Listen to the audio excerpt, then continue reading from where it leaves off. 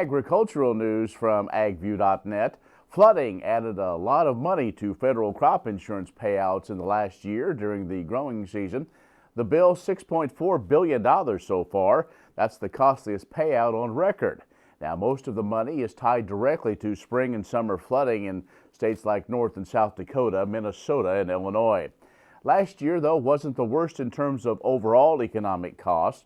Taking into the amount of damage to agriculture infrastructure and other property, the 1993 floods along the Mississippi and Missouri River remain the costliest disaster in modern history, coming in at $38 billion in today's money. Well, January's Rural Main Street Index from Creighton University climbed to its highest level since June of 2018. It's the fifth straight month the reading has been above growth neutral in a survey of bank CEOs in a 10-state region that relies primarily on agriculture and/or energy. The overall index in January came in at 55.9. That's up from 50.2 in December. That's the 11th time in the last 12 months the number has grown above 50, which is growth neutral. Only 17% of bank CEOs reported their local economy was in a downturn, according to Index Chief Dr. Ernie Goss. He said it's better than a year ago when almost 23% of bank CEOs said their local economy was in a recession or economic downturn.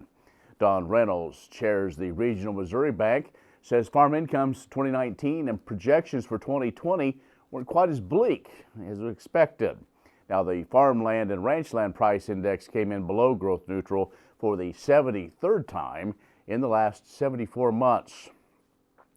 Well, in case you missed it, USDA set in motion the third and final tranche of 2019 Market Facilitation Program payments for farmers. Those payments may already have begun to show up in your bank account, or they will very soon. These payments follow the Phase 1 trade agreement with China and the U.S. signing the U.S.-Mexico-Canada agreement. These payments are aimed at assisting farmers suffering from damage due to trade retaliation by foreign nations.